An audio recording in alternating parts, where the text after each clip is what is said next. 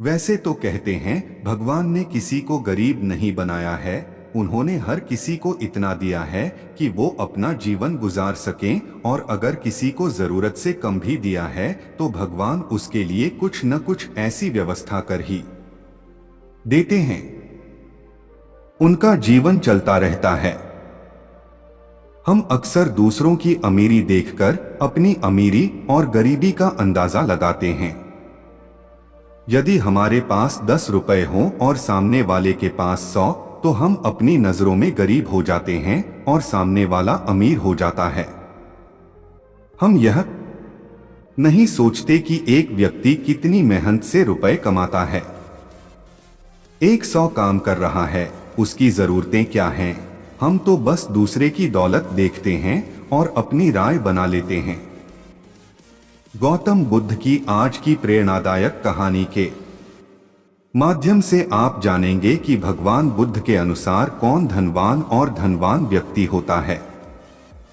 साथ ही आप यह भी समझ जाएंगे कि गौतम बुद्ध हर व्यक्ति को अमीर क्यों कहते थे। गौतम बुद्ध की कहानी आपको बहुत प्रभावित करेगी और बुद्ध की इस प्रेरणादायक कहानी से मिली सीख आपके बहुत काम आएगी। एक बार की बात है, ऐसा हुआ, एक राज्य के राजा ने गौतम बुद्ध को कुछ दिनों के लिए अपने राज्य में आने का निमंत्रण दिया। बुद्ध ने उस राजा का निमंत्रण स्वीकार कर लिया और अपने कुछ शिष्यों के साथ उस राज्य में चले गए। राजा ने बुद्ध से मुलाकात की और उनसे कुछ दिन वहां रहकर अपने राज्य के लोगों की समस्याओं का समाधान करने और उन्हें धार्मिक मार्ग पर चलने की शिक्षा देने का अनुरोध किया। बुद्ध ने राजा की बात मान ली और इस राज्य में 3 दिनों के लिए एक धार्मिक परिषद आयोजित करने का निर्णय लिया। गौतम बुद्ध के आगमन की खबर पूरे राज्य में फैल गई और धार्मिक सभा के पहले ही दिन बहुत से लोग आए। उसी राज्य के चौराहे पर एक भिखारी बैठा रहता था। उसे भी गौतम बुद्ध के आने की खबर थी, लेकिन वह सोचने लगा कि धर्मसभा में जाकर और यहाँ बैठकर उसे क्या मिलेगा। जैसे जैसे लोग आएंगे वे मुझे भिक्षा में कुछ न कुछ अवश्य देंगे। पहले दिन कई लोग आए और इस भिखारी ने अच्छी खासी कमाई की। अगले दिन फिर वही क्रम जारी रहा। भिखारी ने भीख मांगने के साथ साथ यह भी देखा कि धार्मिक सभा में जाते समय लोग उदास और दुखी हो रहे थे और उन्होंने उसे कुछ दिया भी नहीं। जब वह बुद्ध से मिलकर वापस आता है तो बहुत खुश दिखता है और खुशी खुशी भिक्षा भी देता है। यही सोचते सोचते दूसरा दिन भी बीत गया। तीसरे दिन जब बहुत कम लोग आए तो भिखारी परेशान हो गया। उसने कमाई नहीं की। उसने सोचा कि बुद्ध तो सबकी समस्याओं का समाधान दे रहे हैं, तो क्यों न मैं भी उनके पास जाऊं और अपनी गरीबी दूर करने का उपाय पूछूं। ऐसा सोचकर वह भी धर्मसभा में गया, लेकिन वहां लंबी कतार थी। बड़ी मुश्किल से उनकी बारी आई। बुद्ध के पास पहुंचकर उसने प्रणाम किया और कहा, प्रभु, इस गांव में सभी लोग सुखी हैं और सभी लोग धनवान तथा सुख सुविधा संपन्न हैं, फिर मैं गरीब क्यों हूँ? तुम गरीब हो क्योंकि तुम हमेशा दूसरों से मांगते रहते हो, लेकिन कभी किसी को कुछ नहीं देते हो। भगवान बुद्ध ने उस भिखारी को देखा।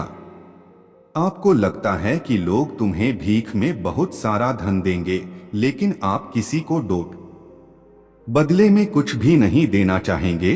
भगवान बुद्ध की बातें सुनकर मनुष्य को अपने जीवन का मूल्य समझ में आया और वह उनके द्वारा दी गई शिक्षाओं के अनुसार अपना जीवन जीने लगा। जब हम सभी अपनी तुलना दूसरों से करते हैं या दूसरों को खुश देखते हैं तो हमें लगता है कि हमारी जिंदगी खराब है और बाकी सब मजे कर रहे हैं। हम अपने जीवन में कभी भी अच्छी चीजों पर ध्यान केंद्रित नहीं करते हैं। हम कभी यह नहीं सोचते कि भगवान ने हमें स्वस्थ शरीर दिया है, जो सबसे कीमती चीज है।